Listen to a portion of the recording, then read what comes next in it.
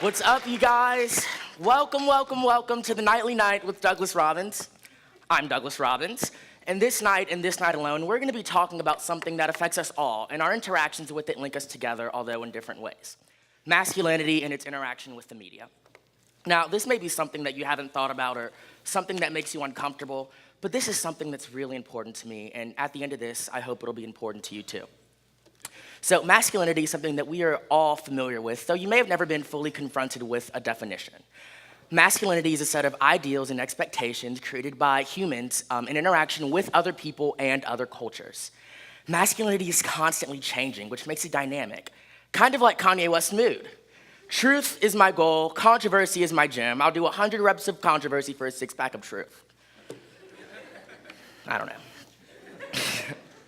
So, like I said, masculinity is constantly changing and evolving, and for this reason, the masculinity of yesterday is not the same as the masculinity of today. For example, I'm sure we've all seen portraits of men in our history classes. Men in high society of 18th century Europe would wear wigs, heels, and makeup, making RuPaul the manliest man of 18th century Europe. Pink, the color that dominates products advertised towards girls, was once considered the masculine standard. This goes to show how quickly and how drastically these things can change, and also that these are, in fact, human manufactured. So the girls in the audience are probably thinking, wow, Douglas, this is really interesting, but why should I care? You should care. This affects you too in a variety of ways. For example, when young people are consuming media, they are getting behaviors that will be normalized throughout the rest of their lives. This is a huge part of this idea called cultivation theory, which basically says that the more media you consume, the more it cultivates the way you see the world. So, let me tell you what masculinity is not. Masculinity is not biological. It just isn't. There is nothing in DNA that tells us what sets of ideals or what kind of expectations that we need to follow. And before you ask, Mike Tyson did not come out of his mother's womb in boxing gloves. There's a huge difference between being masculine and being male. When we're talking about being masculine, we're talking about the social experience. We're talking about that when young people are growing up in this society, they're finding their place in this social fabric. When we're talking about being male, we're talking about the biological experience, the things that are out of control of society. So how much testosterone someone has or which chromosome someone has. But where it gets murky is that most of the time, people go through these two experiences at the exact same time, and so they often get confused. Now that we're on the same page about what exactly masculinity is and what it is not, let's talk about what this looks like. The form of masculinity that we are perhaps most familiar with is one that embodies three characteristics: strength, independence, and assertiveness. And these are kind of, when we think of the most masculine people in our society, we think of people that embody those three characteristics. I am not here to criticize the stereotypical masculine experience of today at all. In fact, I'm here to embrace it. Just like everything else in this world, what it means to be masculine is incredibly complex and nuanced, and it's full of contradictions, and that is what makes it such a normal and human experience. The issue is not with masculinity itself, but when we as humans attempt to portray masculinity on a larger stage, we tend to ignore the complexity and only focus on those umbrella terms of strength, independence, and assertiveness. Let's look at how we think about Tom Brady. Tom Brady is either America's quarterback or, depending on who you ask, America's biggest cheater thanks to Deflategate. Well, I mean, besides Offset. But when we think about Tom Brady, we only think about the surface level characteristics. He's a proven leader, he's strong, he's a great athlete, he's got rugged good looks and charm, and that's where it kind of stopped. That's why we praise Tom Brady. This phenomenon exists as well for people that are not human too, so like the Marvel superheroes. I love the Marvel heroes as much as the next person, but what if I showed you a troubling pattern? Let's look at Captain America. Captain America is perhaps one of the most iconic characters of the Marvel franchise. And Captain America's superpowers are his superhuman strength and his ability to fight his opponents in combat. Let's look at Thor. Same thing. Thor is also known for his superhuman strength, and he can also defeat his opponents with his superhuman strength. But he's also got immortality. Let's look at Iron Man, or Tony Stark. Tony Stark literally built a superhuman suit to make himself stronger than anyone else that he knows, and he's also kind of a jerk. But what do all of these characters have in common besides the fact that most of them are played by actors named Chris? What they have in common is that, sure, there are things that are going on below the surface for each of these characters, but when you peel it back, we're just seeing strength, independence, and assertiveness being recycled with complete neglect for the other characteristics that make up who they are. Let's look at The Rock. You may have seen him in movies such as Hercules, the San Andreas movies, the Fast and Furious series, or my personal favorite, Planet 51. I like The Rock. He's a funny guy, and he's a cool guy too, but when we think about The Rock, we only think about these surface level characteristics. He's strong, he's a huge guy, but what else do we really know about The Rock? That's kind of where it stops. Now, granted, he is his body, he's a huge guy, he's bigger than I'll ever be, but when we as a society think about The Rock, we only think about those surface level characteristics.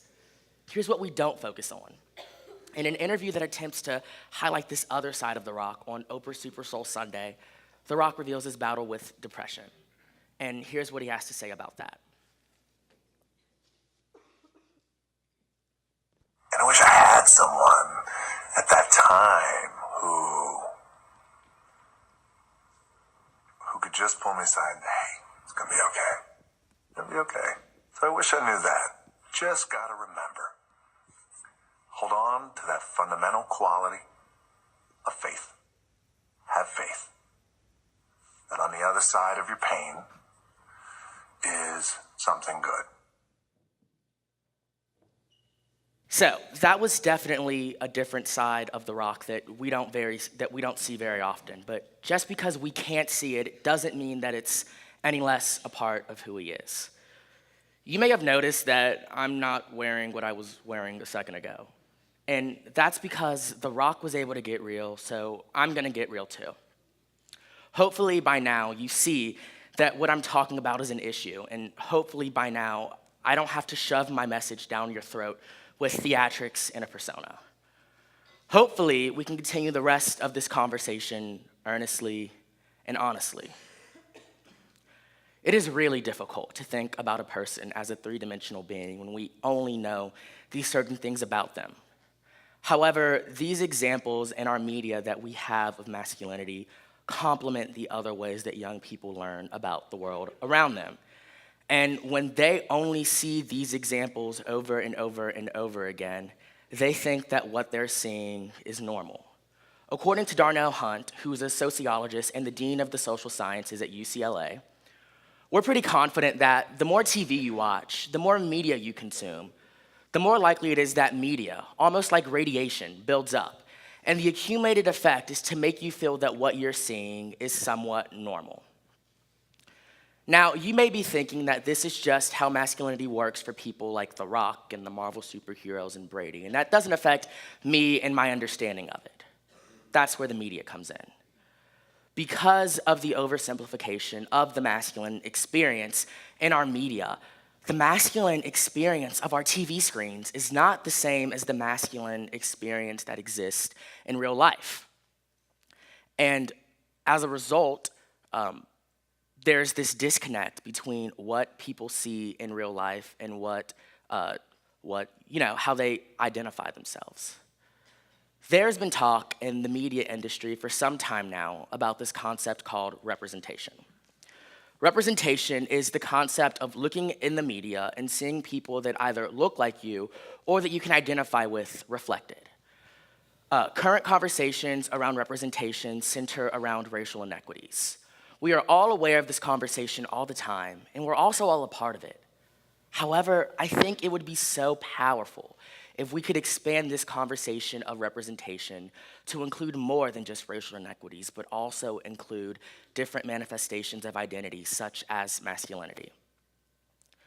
When people don't have figures that they can look up to in the media, they feel like they don't matter, and they feel like they're not enough. This is part of this idea called symbolic annihilation. And as George Gerbner puts it, who is the father of cultivation theory, which I discussed earlier, and symbolic annihilation, representation in the fictional world signifies social existence. Absence means symbolic annihilation. Symbolic annihilation. When I first heard this quote, my mind was blown. At first, I didn't realize how powerful media could be on how we see ourselves.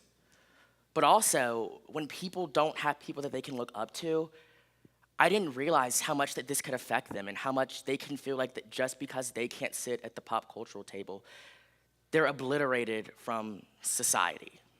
And that's not cool. We are aware that there is more and more diversity in the media that we consume and in our society every day. And that's awesome. But I'm also aware that there is more room on the stage for expressions of masculinity than we currently allow. This is not just a problem that boys can solve, nor is it a problem that boys should solve. This is a widespread cultural conversation. Do you remember when I said that this was important to me? This is important to me because not only do I believe, but I know that all people deserve a sense of belonging.